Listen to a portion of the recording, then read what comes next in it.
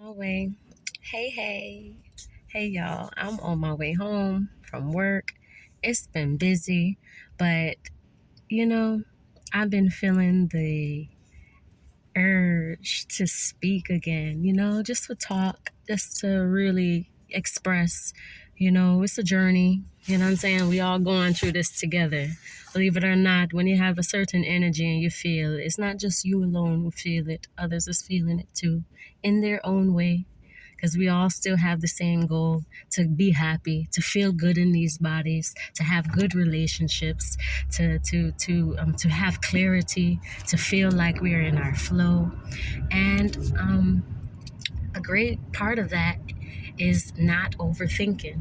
So I felt like, maybe I should come on and talk about overthinking. Let me talk about something that I really got a lot of experience in.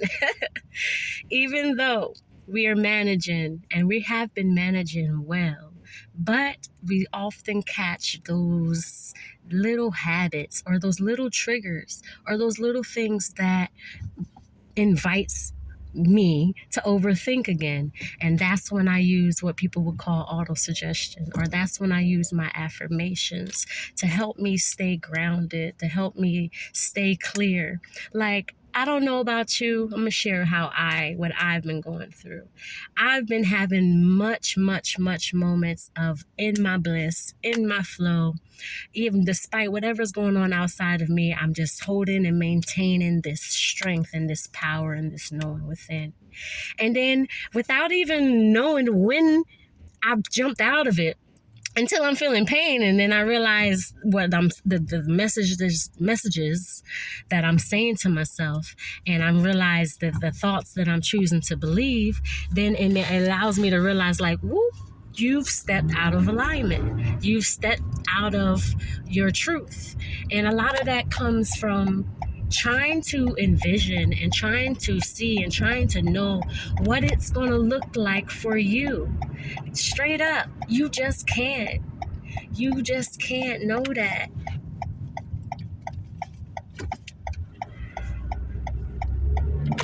Sorry about that. You have to feel it out to see. It's not something that you can just, hold on, I'm losing my train of thought. To get in what you want, it's just more about surrendering. What I've been feeling a whole bunch of tightness. Like, ooh, I'm excited. I know what I want. I know what I want to do.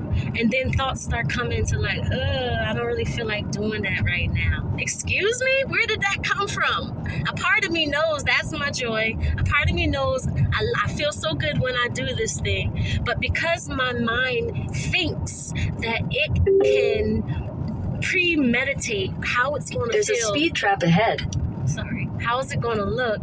Then my mind tries to get ahead of the feeling. And what it does is it burns you out. It burns out your little excitement. It burns out that little boosted energy that you got about the thing that you know that you enjoy doing, that is going to help and serve you and get you to whatever the next level it is for you. So if I can give any advice today, if I could give any advice today, it would be to stay close to your heart. I know it sounds simple. I want to even say, stay in the energy of meditation. Like, spend more time in the imagination. But not in a way where you faking the funk, okay? Not like that. When we say stay in the imagination, I mean, you're thinking that the things that you see on the outside is a result of something that you're not receiving. You know what I'm saying? You think that what you see on the outside is supposed to look this way or that way, or it's supposed to go this way or that way. But if you can just stay in the energy and the excitement of just doing the thing and being the thing that excites you, doing and being and allowing that, that serving energy that gets you excited. Like if you can just stay close with that energy, it really doesn't matter what comes. It really doesn't matter how it looks, because you know how to get to that place. Like you have an infinite and a direct connection with that place with yourself. If you can just build that, then everything else on the outside, it becomes irrelevant. Okay? Like you wanting to receive whatever prosperity, that money in the bank or that home or and when something happens that you perceive is not in the direction where you want to go, and you decide to take it like, oh, it's not happening for me, oh, I don't see it coming to me, that right there is the energy that you confusing the universe with. Because if you already put it out there and you're already making the steps towards it, just keep focus. Just keep focus.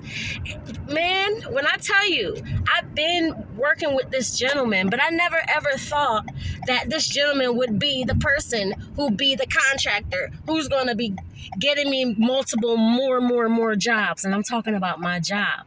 You know what I'm saying? It's like, you can have certain people in your circle, but sometimes it's just not going to move the way that you want to move until you're in the right mindset. Truly, 100%, like for real, in the right mindset.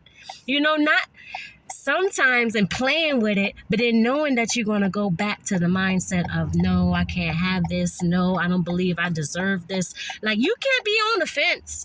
You can't be playing both sides. Either you believe it or you don't believe it. And the outside does not matter. That's where I said about staying in the imagination. I know they try to confuse people and try to make it seem like the imagination is wrong and bad and it's not reality. Stop. Okay? If you stick with what you know to be true, despite whatever is showing you in the matrix, you will in fact get what you want. Don't be thinking about how it's going to look. Just know that you put in that energy and it's coming, and it can come in any way, shape, or form.